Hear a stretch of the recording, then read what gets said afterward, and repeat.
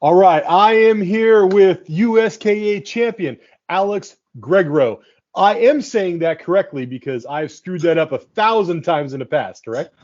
Yeah, you said it correctly this time. All right, all right. So, hey, tell us about how you became the USKA K1 champion at what weight, and give me some of the details on that. My last fight was in December. I fought Jesse Romano, and we had it for a 175-pound K1 title. I was able to get a unanimous decision out of it. I had a great second round and just a good energy coming out of the fight. Did a lot of things good. Did some things I know I could improve on, so I've been working on it and looking to showcase some of the new stuff I got for this upcoming fight. Great, great. And that was a great, great fight, right? I mean, that was, as far as the crowd was concerned, that was an amazing, amazing fight. Yeah, that was one of my favorite fights I've had recently. I felt great out there. I felt like I put in a lot of work for the fight, and I feel like I did everything I could do. But like I said, knowing that even as good as I was, there's always room for improvement, so I can always get better. Now, you're going to be defending that title on March 18th. And before we get to that, though, you've been doing a lot of stuff. And, I try and do these interviews just conversation. But I was thinking about it a little bit earlier today, like how long I've known you, or not known you, but how long I've known who you are. I mean, I remember maybe one of your earlier fights, I was doing commentary at the 2300 Arena. Yeah, that's a while ago. Yeah, that was a long while ago. And the reason I bring that up is you've been around a long time, and you started out with an upside down record, and you really turned that around. I know you won in WKA Nationals, you went to the Worlds, you won the Worlds. Tell us a little bit about the WKA experience and how you turned it around from, I don't know what your record was, 1-3, 1-4, to what you are now. Because I think that's a great story.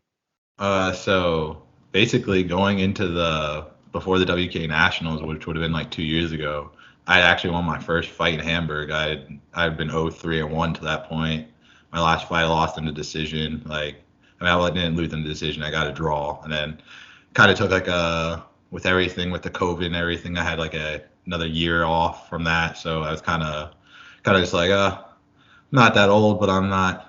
Kind of 0-3-1. I haven't really won anything yet, and then started really training with Dave Haar, my coach now, and then dude really put some confidence in me and made me think that I could be a good fighter, and went on to win that. I went on to fight down in Nationals, took on some really tough dudes. That was the WKA Nationals in Delaware, correct? Yeah, down at the fairgrounds down in Delaware. It was a real cool outdoor event, and then was able to win both the K1 and the Glory brackets for that. After that, I got to qualify for the Worlds. So then I went on to at that point I had won 2 fights at Nationals, so I tied my record now. So I was at 3-3-1. I went to the Worlds. I fought 2 more times. I won both of them. I won the light low kick championship, which was an interesting thing that I signed up for. I wasn't 100% sure what that was, but it was kind of more of a technical version of kickboxing. It was fun. And then I won the K1 style of it, and that was cool. I got to go over to Wales. It was a real fun experience. I met a ton of cool fighters, cool people.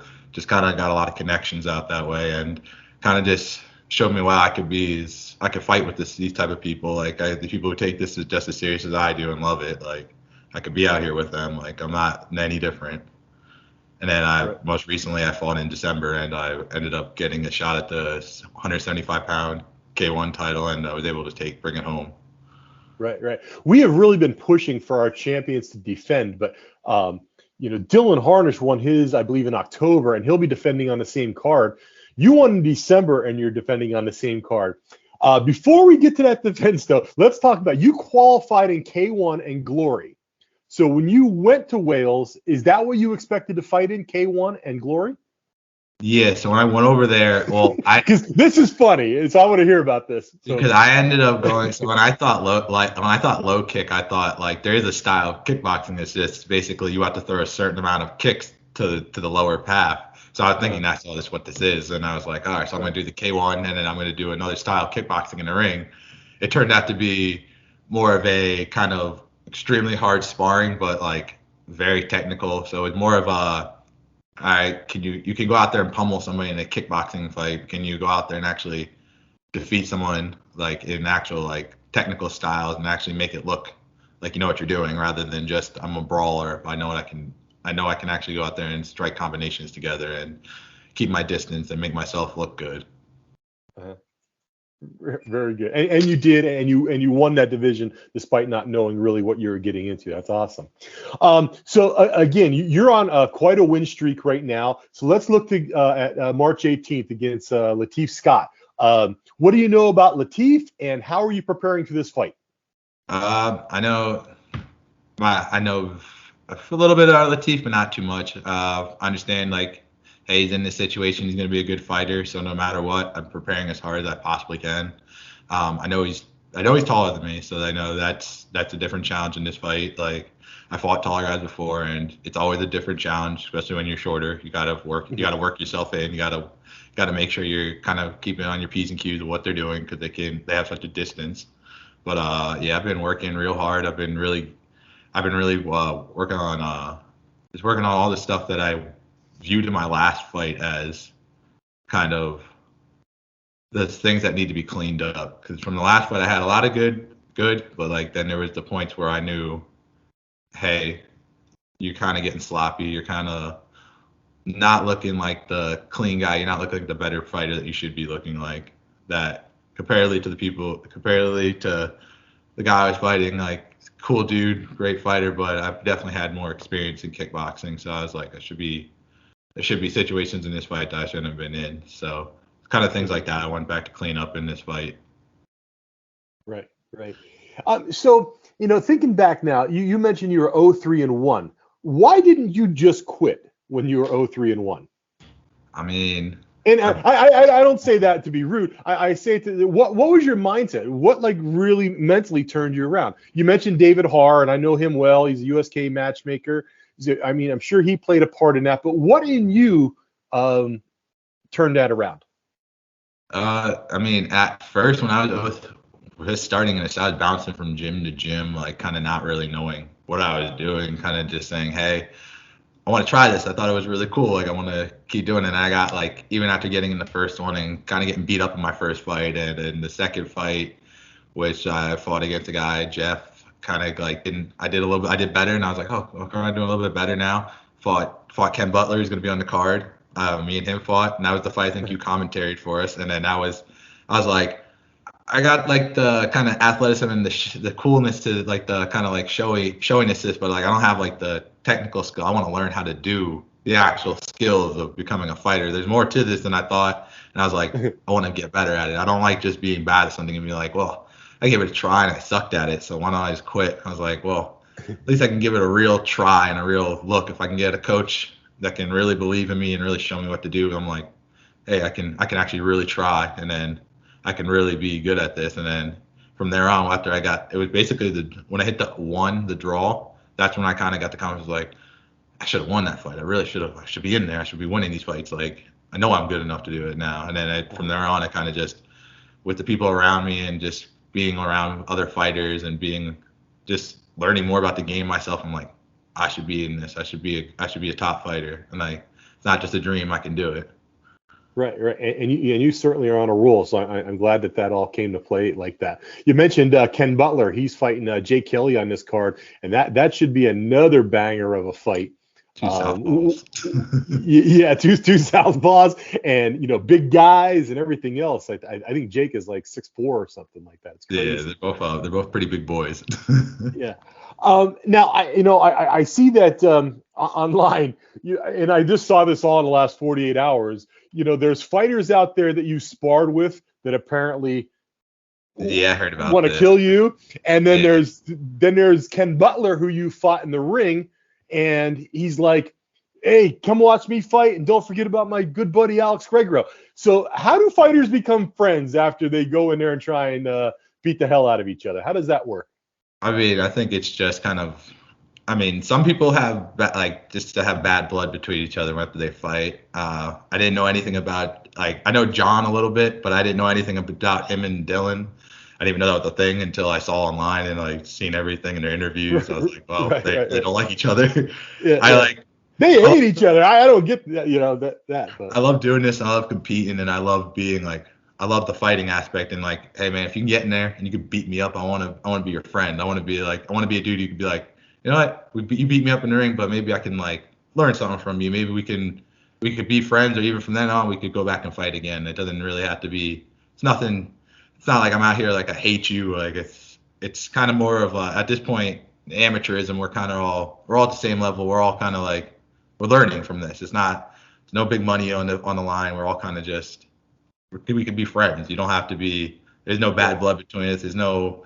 Like I work a normal job. Like I do this as a passion. This is what I love to do. But like I'd love to make it a career. Yeah. But like some of the things I'm meeting people through it. I'm making friends. And I'm learning more about fighting from it. It's not just something where I'm just like us is everything. Like screw this guy. Like he doesn't train hard. He doesn't do anything. Like if he gets in there and gives me a great fight, I'm like, oh, I want to train with him sometime maybe because I'm like he's good, I'm good. Like we both what we're doing, we can learn from each other and get better and maybe learn a little bit something about from the fight that each other saw. right, right. Very good. That's a great attitude, and that segues into my next question here. This week you got called out. You don't even have the March 18th fight done yet. What is that story there? What happened there? I literally have no idea what that's even about. I just like somebody messaged me. This guy Matt, his son James fought on the last card up in all the way up like around the Poconos area. Oh yeah. Broadheadsville card, yeah. Yeah, he messaged me saying he's just telling me how am I gonna sleep at night knowing that the boogeyman called me out or something like that. And I'm like, what are you talking about? I have no idea. I barely pay attention to like social media that much. Like I'll use it to keep up with people, but I'm like that. And then I was like, all right, somebody called me out. I think they're the guy I sparred before, and I don't know if he's upset about how we sparred or something, but it is what it is. Like I'm not sure. I'm not kind of try to keep out of that type of stuff. Right. I had to mention it because it is happening. But so let's talk about your weight, 175. Where are you at right now? Do you have a big weight cut? We're a little under 3 weeks away, so. I'm right around like maybe 6 pounds off right now, like not too much. And is 175 your ideal weight? Is that where you want to fight? Because I know in the past it's been lighter. You're being called out by heavyweights right now. So what is your ideal weight? You personally, like I view like once you hit 170, like anywhere from like 170, 175 and up, you got to get into the land of the big guys, like where they're all big, they're all tall, they're all long and lengthy, and like. Right. I have big legs, so I all my weight sits a lot. My weight sits a lot, so like it kind of offsets of like how tall I am naturally. Like my best fight I've ever felt like comfortably is probably at 163 pounds, 65 pounds. Like I preferably like if I get into the professional side of it, prefer to be down lower. I'm like don't really want to be 175. The dudes are a little just I can fight, but like it's a little bit bigger. Like. Right. Absolutely. And I hear a lot of fighters say that, I'm not going to do this great huge cut for an amateur fight, but if this turns into a profession, this is where I'd like to be at, and this is where I feel I'll be strongest. So, like I said, we're under 3 weeks away to March 18th. That's the fight. I'm sure you have a ticket link to push, or Dave Harr does for you. But what does your training now look like between now and the fight? I'm always interested in what fighters are doing. Because I guess you spar pretty hard. When does the hard sparring stop? And I'm not going to mention that again, but what does it look like for the next 3 weeks? I'd probably say in the next like 3 weeks. I keep the cardio up. Obviously, normal training sessions up, and like probably at least down to like a week out into the fight. But I'll probably say, depending on my weight, now like the kind of weight, like the weightlifting, any of that type of stuff will kind of slow down. It'll kind of gradually slow down, stop the muscle building rather than continue up just the cardiovascular. Like rather than trying to bulk up, I'll just kind of just let the rest of the weight just kind of slide off. Mm-hmm. And how do you feel like, in Pennsylvania and Delaware, we got different rules and things. So it's a little bit different in Delaware as far as the rounds go. So you're not doing 3 threes for a total of 9 minutes, you're doing 5.2s. Are you training any differently for that? So I know you really, in your cardio and your training, that has always been a focus for you. Yeah. So I mean, it's not really much different than what I normally do. 5.2, 3.3s. It is different in the sense of the pace that you're going to have to go, but I mean, time wise, it's a minute difference overall. The round isn't as long, so it's kind of not like the tides of the fight can probably shift a little bit more because hey, you stop, say you're dominating round 2, he has round 3, 4, and 5 to go, like so.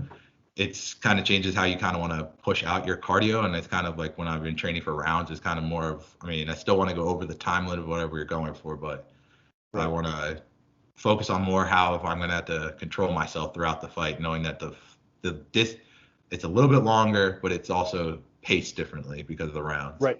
I was just talking to someone the other day, and I was trying to explain to him, yeah, it's 10 minutes versus 9 minutes, but you also, it's not 3 and then a minute break and then 3 and a minute break. You only get 2-minute breaks or 2 total minutes in a 9-minute fight, but you get 4 total breaks in this fight. So it's just a little different, and just curious how you were preparing for that. You excited? I'm extremely excited. I can't wait to go out there and show what I've been training, show what I can do for everybody. Like I'm out there to prove myself even more that like, hey, let's see what we can do this fight. Whatever happens, and we're gonna go out. I mean, I'm out there to win. I'm always out there to win, but I'm going out there to improve every single time, no matter what. Well, the fight is March 18th. It's less than 3 weeks away from the time I'm talking to you now. I cannot wait to see you fight because your last one was so exciting, and I just can't wait to see your progression a little more. Get that USK belt shined up, and we will see you on March 18th. All right. See you then. All right. Thank you, sir. I appreciate you. No problem.